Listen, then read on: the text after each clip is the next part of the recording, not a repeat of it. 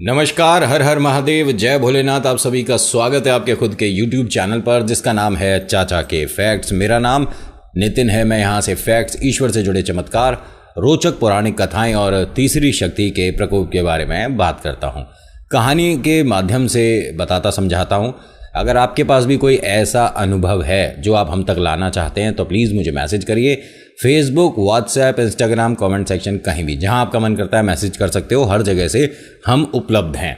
आज जो मैं आपको कहानी सुनाने समझाने वाला हूं, ये मुझे सतीश जी ने भेजी है और बड़ी कमाल की कहानी है जिसके अंदर आपको बहुत आसानी से मैं समझा पाऊंगा कि अगर बाबा शाम से आपने अरदास लगा रखी है तो ये आपको अनुमान लगाने की ज़रूरत ही नहीं है कि चमत्कार होगा नहीं होगा।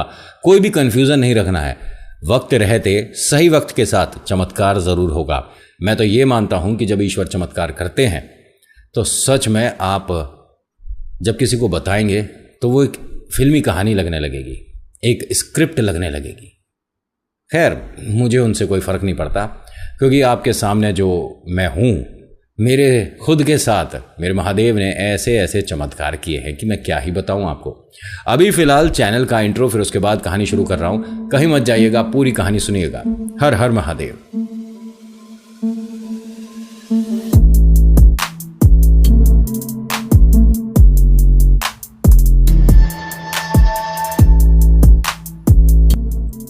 आज की कहानी शुरू करने से पहले हर बार की तरह मेरी आप सभी से रिक्वेस्ट है, हाथ जोड़ के अगर आपको कहानी पसंद आती है तो प्लीज़ लाइक करिए, शेयर करिए, कमेंट में लिखिएगा जय श्री श्याम, आपका नाम आपकी जगह। पहली बार आए हैं तो प्लीज़ सब्सक्राइब ज़रूर करिएगा। आपके सपोर्ट की वजह से ही हमारी एग्जिस्टेंस है। हम ये समझते हैं कि शायद कुछ अच्छा बता पाए, कुछ अच्छा समझा पाए। अब कहानी के दौरान मैं बीच में आपसे बिल्कुल नहीं कहूँगा कि लाइक शेयर सब्सक्राइब करिए, ठीक है। कहानी शुरू करता हूँ। आज की कहानी सतीश जी की है। भेजने वाले हैदराबाद से हैं, शादीशुदा हैं, इनके 2 बच्चे हैं और सब कुछ इनका सकुशल चल रहा है। लेकिन एक वो दौर था जब ये ऐसी स्थिति में आ गए थे जहां पर सिर्फ और सिर्फ इन्हें अंधेरा और फ्यूचर डूबता हुआ, परिवार का सहारा ना मिलना और परिवार के लिए बहुत सारी चिंताएं इनके जीवन में आ चुकी थी। कब क्या कैसे हुआ, शुरुआत से बताता हूँ। कॉलेज पास करने के बाद जॉब की तलाश में निकलता एक नवयुवक जिसका नाम है सतीश, जो कि किसी भी ईश्वर में कोई भी आस्था नहीं रखता है, ठीक है। न जाने कैसे क्या परिस्थिति बनी, इनको ट्राई तो यहीं करना था हैदराबाद में जॉब के लिए, लेकिन जिस कंपनी में इनको आना था उसने इंटरव्यू राजस्थान में रखवा दिया। भाई, बड़ी कंपनी है और हो सकता है कोई वजह हो तो राजस्थान में आप सभी को आना है। इन्होंने भी राजस्थान के लिए अपने बैग वगैरह पैक करे और फैमिली से लिया आशीर्वाद और बैठ गए ट्रेन में, ठीक है। राजस्थान पहुंचने के बाद थोड़े से कंफ्यूज हैं क्योंकि इंटरव्यू कैसा जाने वाला है। बहुत बड़ी कंपनी है, अगर यहाँ पर मेरी जॉब लगती है तो मज़ा ही आ जाएगा। जीवन की एक शुरुआत जो कि बहुत बेहतरीन होनी चाहिए वो वास्तव में बेहतरीन होगी। किसी छोटी कंपनी के साथ शुरुआत करने से अच्छा है कि रुक कर थोड़ा बड़ी कंपनी के साथ निचले स्तर पर आप काम करें तो बहुत आगे जाने की उम्मीद रहती है। ये इनकी पहली नौकरी है और ये मानिए कि घर में एक और सदस्य जुड़ने वाला है, यानी पिता के साथ अब एक और सदस्य जुड़ने वाला है जो 4 पैसे कमा कर देगा। माता पिता का ये वो सपना पूरा करने जा रहा है जिसके लिए मानिए कि उन्होंने अपने बेटे को तैयार किया है कि हमारे बुढ़ापे का सहारा है, हमारी ऐसी लाठी है जो कि हमारी इस वक्त में अब मदद करेगी जब सबसे ज़्यादा हमें ज़रूरत होगी। और ये लड़का बड़ा प्यारा है, किसी तरह का कोई ऐब नहीं है, इधर उधर आना जाना नहीं है, कोई ख़ास ज़्यादा दोस्त वगैरह भी नहीं है, और जो हैं वो इसके जैसे ही सभ्य हैं। सब कुछ अच्छा है ना। अब ये राजस्थान आ चुका है। जब ये आए थे ना यहाँ पर तो इनका इंटरव्यू 2 दिन बाद था, ठीक है। ये 2 दिन पहले अपना इंटरव्यू के लिए यहाँ पर राजस्थान आ गए हैं।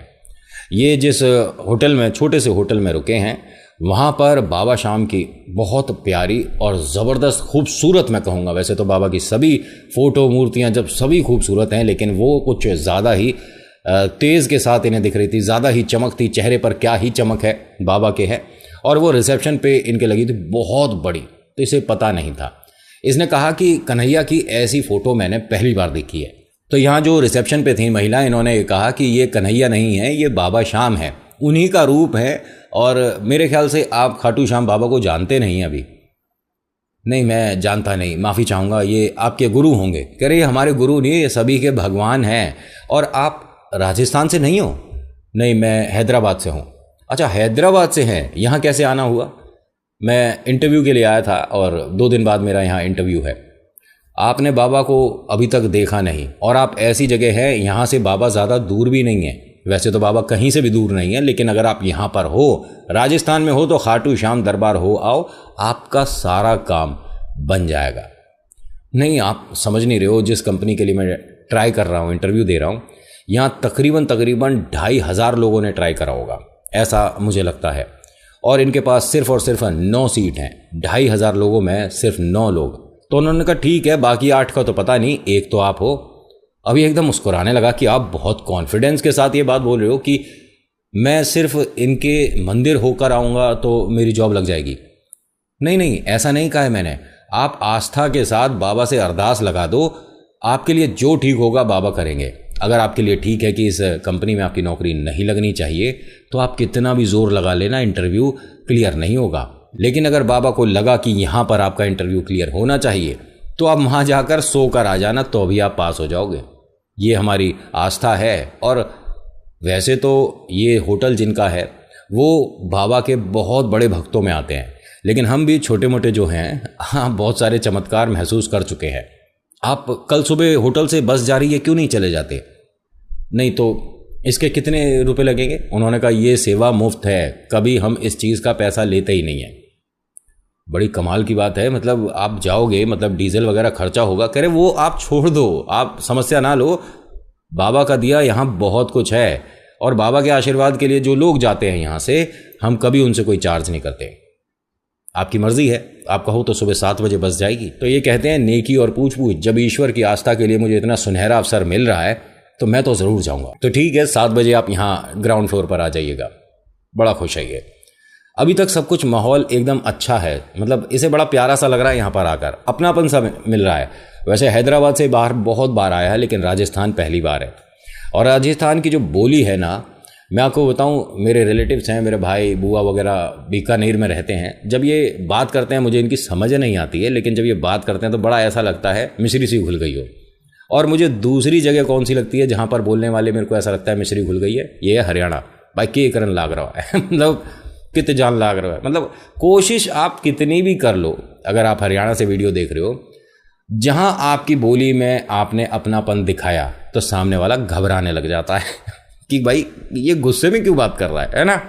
लेकिन हाँ, बड़े प्यारे हो आप लोग। होता क्या है कि अब ये खाना वाना खाकर रात में सो गया जी। सुबह का इंतज़ार है और ठीक टाइम पर उठकर नहा धोकर ये ग्राउंड फ्लोर पर आ गया। देखा बाबा नाम यहाँ पर गूंज रहा है, जय श्री श्याम जय श्री श्याम। बड़ा अच्छा सा माहौल है, भजन चल रहे हैं बड़े प्यारे प्यारे बाबा के। अब इसने कहा कि मैं बस में जाकर बैठ जाऊँ। उन्होंने कहा बिल्कुल चलिए, और बस में हमारे मालिक भी मिलेंगे। इस होटल के जो मालिक हैं वो बस से क्यों जा रहे हैं? अरे आप, बहुत सारी बातें हैं आपको जो बतानी है, आप बैठिए, चलकर आपको वहाँ मिल जाएंगे। ठीक है जी, वहाँ मिलता है, उनसे मुलाकात करता है, धन्यवाद करता है। वो इसके सामने हाथ जोड़ते हैं और कहते हैं कि ये हमारे लिए सौभाग्य है कि हमारे ज़रिए आप बाबा तक पहुँच रहे हो, और वो भी पहली बार। मैं बहुत ज़्यादा खुशनसीब हूँ। अब जी सब कुछ अच्छा है, गाड़ी चलती है जी। ये दोपहर में पहुँच गए जी खाटू श्याम दरबार। वहाँ इसने लोगों से कुछ बातें सुनी बाबा के बारे में कि महाभारत में ऐसा हुआ था, ये सिर्फ 3 बाण लेकर आए थे और ऐसे ऐसे हुआ था, इन्होंने पूरा युद्ध देखा था और वरदान है, और अगर आप बाबा से अरदास लगाते हो तो कन्हैया उसे पूरी करने में, ये मान लीजिए, कोई कसर नहीं छोड़ते। कभी कभी हो सकता है कि आप बुरा मत मानिएगा, लेकिन कन्हैया से कोई अरदास लगाते हैं, वो पूरी होने में समय लग जाए, लेकिन अगर आपने खाटू श्याम बाबा से कुछ बात कह दी और मांग ली तो उसे कन्हैया भी पूरी करने के लिए पूरा जोर लगा देते हैं, ऐसा कहा जाता है। और ऐसे बहुत सारे प्रमाण भी हैं। होता क्या है, ये बाबा से अरदास लगाता है, कहता है कि बाबा जो आपको सही लगता है मेरे लिए वो करिए, बस उसके अंदर मेरा परिवार भी खुश रहे और मैं भी खुश रहूं। समस्या कोई नहीं आनी चाहिए, और हाँ, मेरा मन ये है कि मैं इस कंपनी से शुरुआत करूं। बस इसने इतना कह दिया। अब वहाँ पर जी प्रसाद वगैरह लगाया और फ़ोन पर अपने माता पिता को बताया इस जगह के बारे में कि यहाँ पर एक मंदिर है, बड़ी खूबसूरत, बड़ी प्यारी एक मूर्ति है, बाबा श्याम कहते हैं इन्हें, और खाटू श्याम बाबा की मैं तस्वीर भी ला रहा हूँ, प्रसाद भी ला रहा हूँ, और आप बताना कि अगर आपका भी इस तरफ आना कभी हो पाए तो मैं आपको लेकर ज़रूर चलूँगा। माता पिता से बात हो गई, दर्शन हो गए, बाबा से अरदास लगा दी। बाबा की इनने 3 तस्वीरें ली हैं, ठीक है, 3 तस्वीरें ली हैं। एक यहाँ पर रिसेप्शन पर गिफ्ट करना चाहता है, छोटी सी है, ठीक है। एक अपने साथ ले जाना चाहता है जो कि हमेशा अपने पर्स अपने वॉलेट में रखेगा, और एक अपने माता पिता के लिए ले जाना चाहता है जो कि वो मंदिर में रखेंगे। अभी तक ईश्वर में आस्था नहीं थी, लेकिन यहाँ से शुरुआत हो गई। अब अगर बाबा ने डोर थाम ली तो आप इधर उधर कहीं जा ही नहीं सकते, ना आप कभी डगमगाओगे, ना बहकोगे, ना गिरोगे। संभालने वाले अब साथ हैं। इंटरव्यू होता है भाई साहब, आप यकीन नहीं करोगे कि इसका इंटरव्यू पूरा नहीं हुआ, इसे बोल दिया गया कि ठीक है हम आपको बताएंगे। इसका मतलब आप जानते ही हो कि कभी फ़ोन नहीं आएगा। अगर कह देते हैं कि we will let you know soon, हम आपको ज़रूर बताएंगे, जल्दी हम आपको कॉल करेंगे, तो ये कॉल कभी नहीं आती। इसे पता चल गया कि चलिए कोई बात नहीं, इंटरव्यू में मेरा सिलेक्शन नहीं हुआ, क्योंकि जितना वक्त सबको मिल रहा था 10 मिनट 15 मिनट, मुझे सिर्फ 5 मिनट में ही बाहर कर दिया गया। बड़ा निराश है, उदास है, और वहाँ से चल देता है अपने होटल के लिए कि काम बना नहीं। होटल पे जैसे ही रिसेप्शन पे इसे देखते हैं, बड़ा उदास है, मायूस है, तो कहते हैं कि आपका इंटरव्यू कैसा रहा, ठीक नहीं था क्या?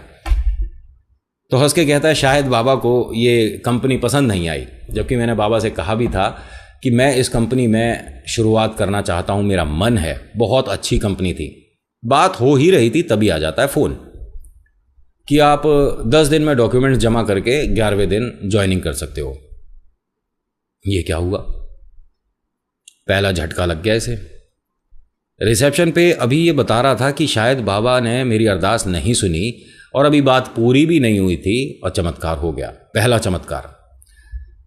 यहां इसे यकीन होना शुरू हो गया कि हाँ, ये जो हैं ये भाई साहब चमत्कार करते हैं, क्योंकि मैंने इनकी पूरे जीवन में कभी भी पूजा नहीं करी, पूजा छोड़िए, लेकिन नाम भी नहीं सुना, और आज पहली बार मैंने कुछ मांगा है और वो पूरा हो गया। इतनी जल्दी तो चमत्कार नहीं होते। खैर, घर आता है, खुशखबरी देता है और एक अच्छे पैकेज के साथ शुरुआत करता है। कंपनी हैदराबाद में ही है। हाँ, इंटरव्यू ज़रूर राजस्थान हुआ, लेकिन कंपनी हैदराबाद में है। वहाँ पर जी काम शुरू हो जाता है और इसके अंडर बहुत सारे लोग काम कर रहे हैं, एक अच्छे लेवल पे लगा है। और इसने अब 3 काम करने हैं: माता पिता की बात का सम्मान, नौकरी अच्छी, और बाबा शाम से अरदास। यही 3 काम है इसकी ज़िंदगी में, चौथा कोई काम ही नहीं है। अब सोचिए, जो इसी 3 जगह रास्ते देख रहा हो वो डगमगाएगा तो है नहीं, और उसके मन में किसी से भी कभी भी ईर्ष्या का हिसाब ही नहीं बनता। मुझे किसी को नीचा नहीं दिखाना, मुझे किसी से कोई कंपटीशन नहीं रखना, मुझे जो कमाना है, बचाना है, घर वालों की सेवा करनी है, जीवन में बहुत कुछ करना है। तो आलतू फालतू चीज़ों के लिए इसके पास वक्त भी नहीं है और इसका मन भी नहीं है। बहुत बढ़िया चल रहा है। सिर्फ 4 महीने के अंदर भाई साहब इसने तरक्की करी। इसको इंसेंटिव भी मिलते हैं, इसको प्रमोशन भी मिलता है। बाबा से अरदास जो लगाई थी वो पूरी हो रही है। माता पिता से कहा था वो बात अब पूरी करने जा रहा है। 5वां 6ठा महीना होता है, ये माता पिता को लेकर यहाँ राजस्थान आता है दर्शन कराने। अब यहाँ माता पिता ने भी एक अरदास लगा दी कि बेटे का जल्दी से विवाह हो जाए और ऐसी प्यारी सी बहू आए कि जितना प्यारा बेटा उतनी प्यारी बहू, और हमें बहू नहीं, हमें बेटी चाहिए। अब ये घर पहुँचे हैं। पहुँचने के बाद जैसा सब कुछ चल रहा था वैसा चलता है। इनके दफ्तर में एक ज्वाइनिंग आती है, एक लड़की इंटरव्यू के लिए आती है, उसका सिलेक्शन होता है, और वो बाबा श्याम भक्त है, ठीक है। वो मन ही मन इन्हें पसंद करने लग जाती है, सतीश जी को, ठीक है। इन्होंने अपना नाम बताने को मना किया है, लेकिन मैं कोई ना कोई नाम तो रखूँगा, इसलिए मैं पायल नाम रखता हूँ, ठीक है। सतीश जी और पायल, और ये सतीश नाम मैंने बदला नहीं है, कोई काल्पनिक नहीं है।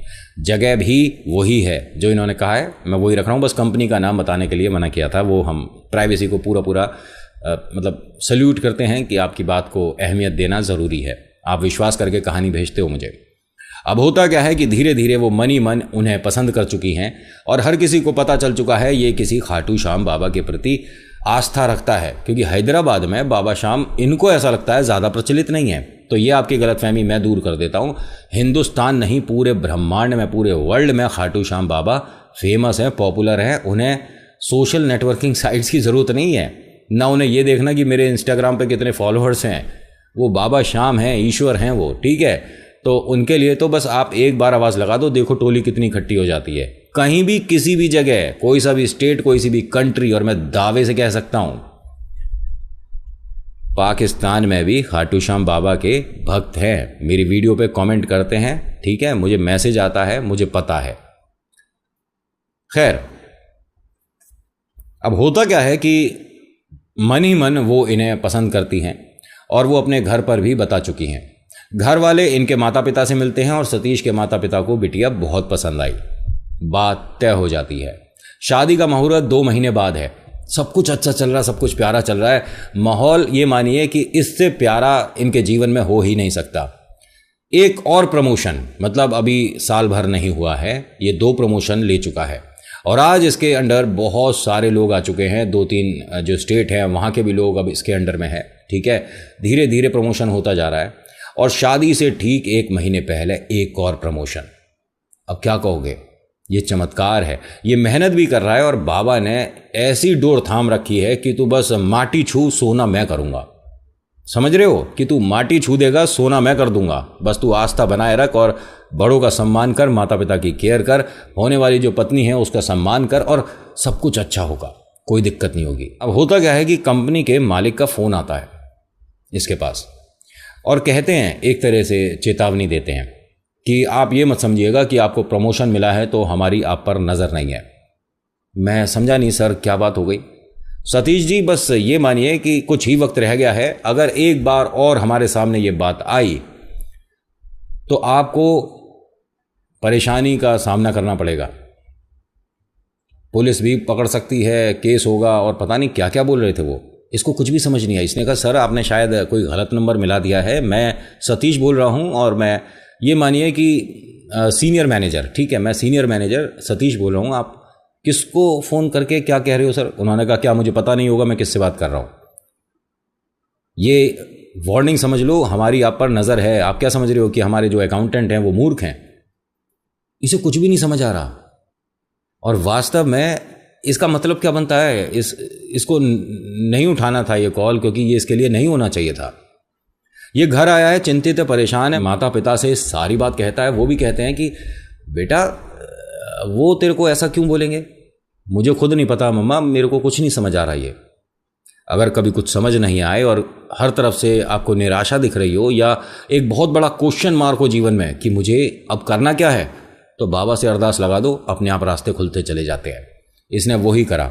बाबा के सामने जोत लगाता है और कहता है कि बाबा मुझे सच में नहीं समझ आ रहा कि इस फ़ोन का क्या मतलब हुआ। मुझे आप राह दिखाओ, मैं बहुत परेशान हूँ, चिंतित हूँ। अभी कोई सवाल का जवाब इसे नहीं मिला है।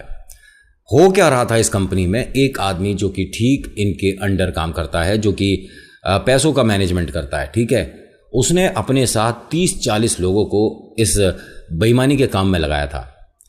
क्योंकि ये जो सीनियर मैनेजर है, इनके किसी प्रोजेक्ट पे साइन हो चुके थे जिसकी देख रेख वो भी कर रहा था। इन्होंने बेईमानी क्या करी, जो सामान इनका एक तरह से फिक्स था कि यहाँ से आना है, वहाँ से मंगाया कुछ, ठीक है, दिखाने के लिए कि वहाँ से सामान आ रहा है। बाकी इन्होंने इधर इधर से थोड़ा बेईमानी से या कैसे करके मतलब उससे क्वालिटी बहुत कम में माल उठा लिया कहीं और से, इन सब ने मिलके, और उसकी वजह से उन सबको बहुत फ़ायदा हो रहा था, प्रॉफिट हो रहा था। इसे नहीं पता, ये इसका काम भी नहीं था, ठीक है, इसका काम कुछ और था जो कि मैनेजमेंट में है ये, और ये जिसका काम था वो भी बेईमान। इन सभी बेईमानों ने मिलकर इस ईमानदार की नौकरी पर गाज गिरा दी। अब सिर्फ 16-17 दिन रह गए हैं शादी के लिए, तभी इसके ऑफिस में जो मालिक हैं, जो कि यहाँ आते ही बहुत कम थे, वो आए और इसे सभी के सामने बुलाते हैं और जलील करते हैं। ये कहते हैं कि अगर इस पैसे की भरपाई तुमने अभी 10 दिन में नहीं करी, तुम्हें नौकरी से तो निकाला ही जाएगा। तुम पर आरोप है पैसा बेईमानी से हड़पने का या ऑफिस से क्या कहते हैं उसे, चीटिंग करने का, ठीक है, जेल भी हो सकती है आपको। तो सिर्फ 10 दिन है कंपनी का पैसा वापस करने में, अगर आप कर सकते हैं तो ठीक है। इसने कहा कि सर मैं नहीं समझ रहा कि आप मुझे क्या बोल रहे हो, मैंने कंपनी से पैसा कब लिया है, मैंने क्या बेईमानी क्या करी है? मैंने कुछ नहीं करा, मैं अपनी नौकरी कर रहा हूँ। अगर आप ये नौकरी ही कर रहे हो तो अकाउंट जब दिखाते हैं तो इसके होश उड़ जाते हैं। इसकी क्षमता से बहुत बाहर है ये रकम। अपना घर बेच दे, अपने आप को बेच दे, तो भी इतने पैसे नहीं ला सकता। इसकी आंखों में एकदम आंसू आ गए कि सर ये मेरे नाम पर पैसे हैं ही नहीं, मैंने नहीं लिए। उन्होंने कहा किया तो सब कुछ आपने ही है, बस आपने इन नादान और सीधे साधे लोगों को फंसा लिया। मैं नहीं जानता ये किसने किया है, आप मेरी बात का यकीन तो करो। नहीं, यकीन तो आप करिए कि सिर्फ 10 दिन है, कंपनी का पैसा वापस करिए, अन्यथा आप ऐसी मुसीबत में फंसोगे कि पूरी ज़िंदगी आपके माता पिता पुलिस स्टेशन और जेल के चक्कर काटते रह जाएंगे, और आपको बाहर तो मैं निकलने नहीं दूंगा।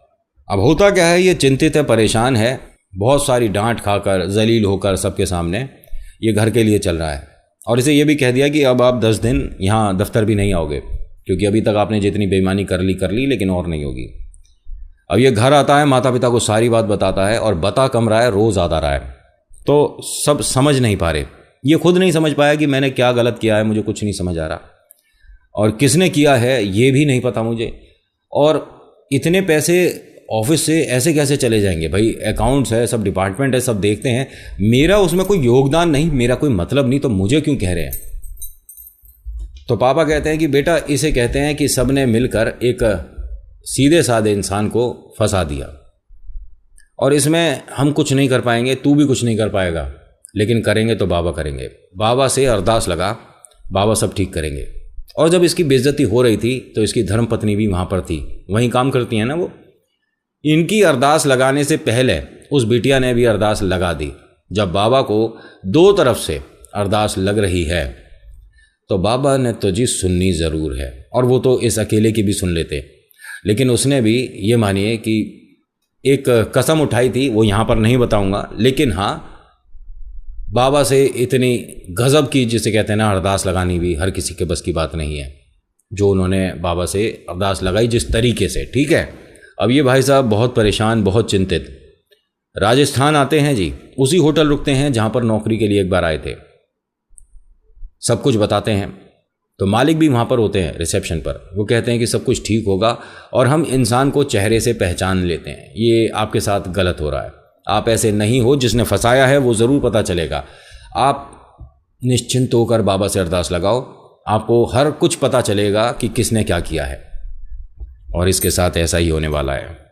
ये खाटू श्याम दरबार पहुंचा है, बाबा से अरदास लगाता और कहता है कि बाबा, एक वो समय था जब मैं आपसे नौकरी की बात करने आया था, आज वो समय है, मैं आपसे ज़िंदगी अपनी और अपने परिवार की मांगने आया हूँ, क्योंकि अगर मुझे जेल हो गई तो मेरे माता पिता का, धर्मपत्नी का, होने वाली पत्नी का ना जाने क्या ही होगा, उस पर बहुत सारी बातें उठेंगी, क्योंकि आप भी जानते हैं दुनिया में, समाज में बहुत सारे लोग हैं, बहुत सारी बातें करते हैं, बहुत सारा ज्ञान है लोगों के पास, और वास्तव में अपने काम से काम रखना चाहिए।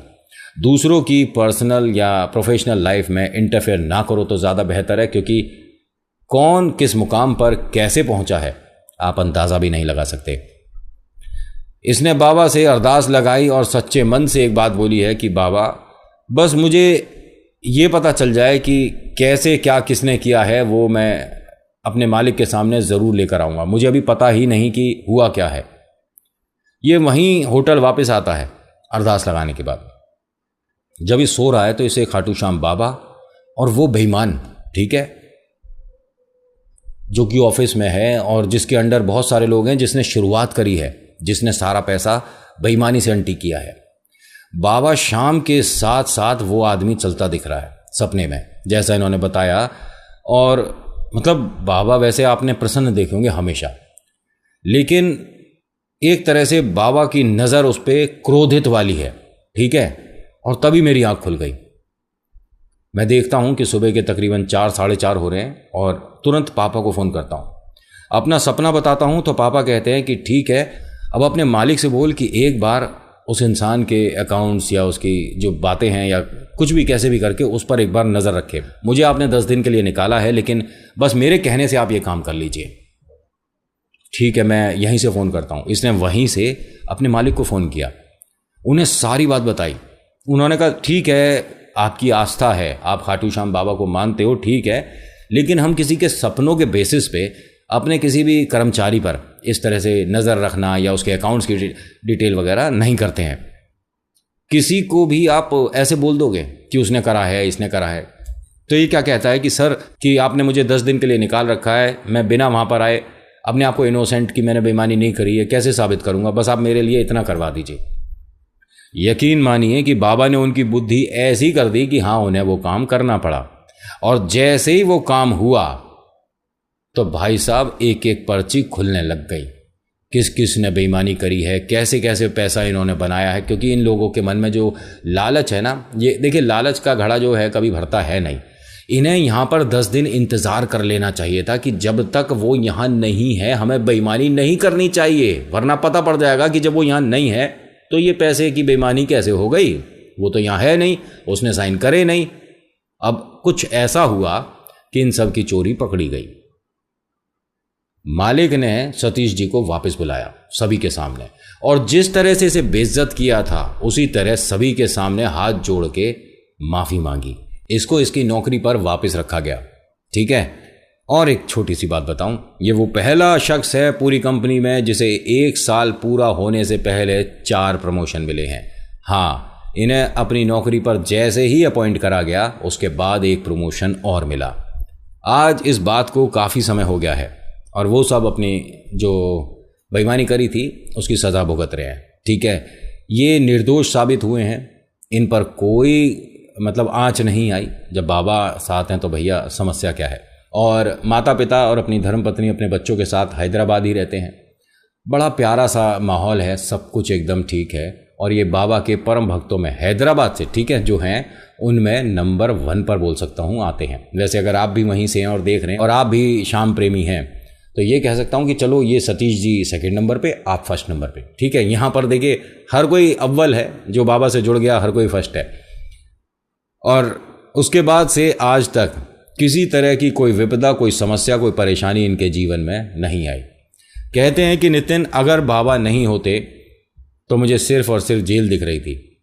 मैं अपने आप को नहीं बता सकता था कि मैं निर्दोष हूँ। लेकिन हाँ, बहुत सारे लोग हैं कहते हैं कि तुझे शायद पता होगा उसके बारे में, वरना सपने में ऐसे कैसे क्या होता है।